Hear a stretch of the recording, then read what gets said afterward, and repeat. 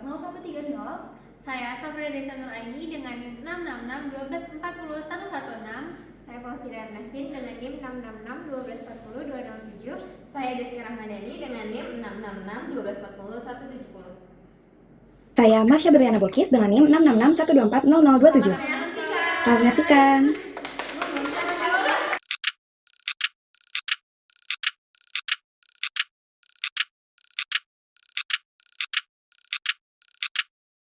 Pemerintah Provinsi Banten telah resmi mengeluarkan surat keputusan Gubernur Banten nomor 567 tahun 2025 tentang larangan beroperasinya kendaraan truk tambang pada jam tertentu. Kabupaten Serang menerapkan kebijakan pembatasan jam operasional truk tambang untuk menciptakan keteraturan lalu lintas.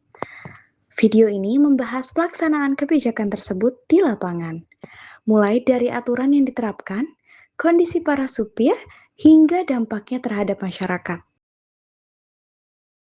Keputusan Gubernur Banten nomor 567 tahun 2025 membatasi operasional truk tambang pada pukul 10 malam hingga 5 pagi untuk menekan kecelakaan lalu lintas.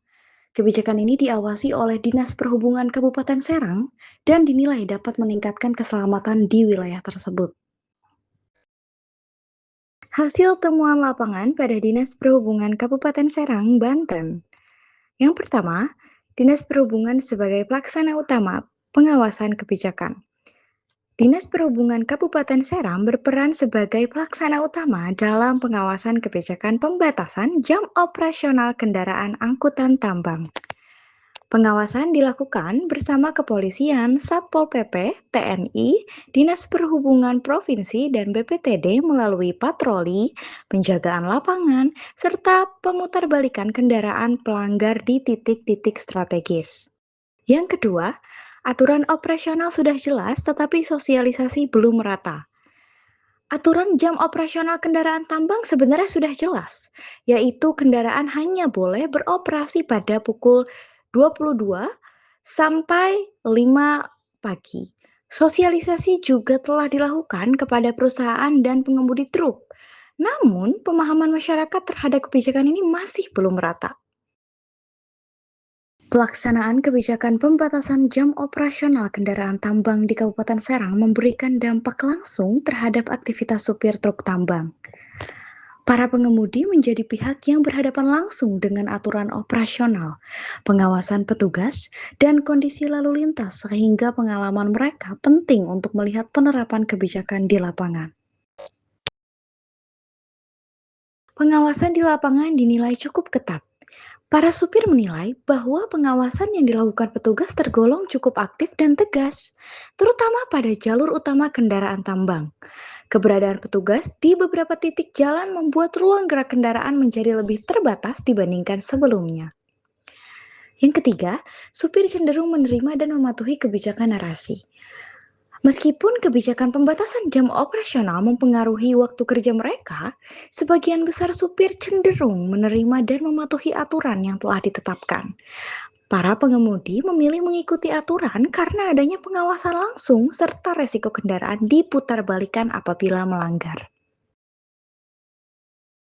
Masyarakat merupakan pihak yang paling terdampak oleh aktivitas kendaraan angkutan tambang di Kabupaten Serang, baik dari segi lalu lintas, kenyamanan, keselamatan, maupun aktivitas sehari-hari.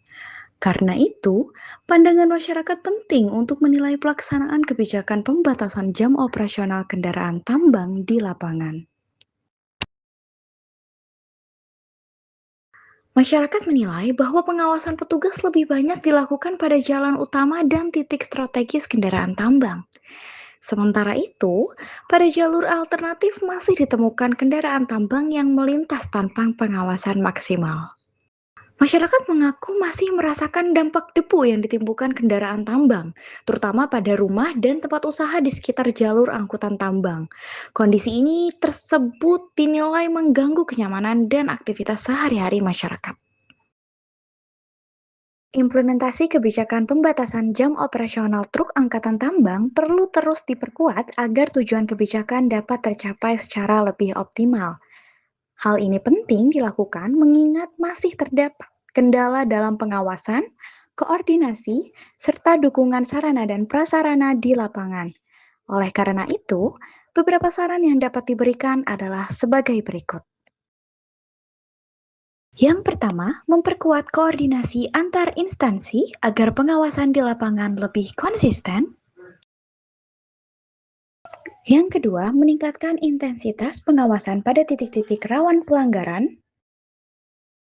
Yang ketiga, menambah dukungan sarana dan prasarana seperti kantong parkir, pos pengawasan, dan fasilitas operasional petugas. Yang keempat, melakukan sosialisasi yang lebih merata kepada pelaku usaha, sopir truk, dan masyarakat. Yang kelima, mendorong sinkronisasi kebijakan lintas daerah untuk menyelesaikan persoalan angkutan tambang secara berkelanjutan.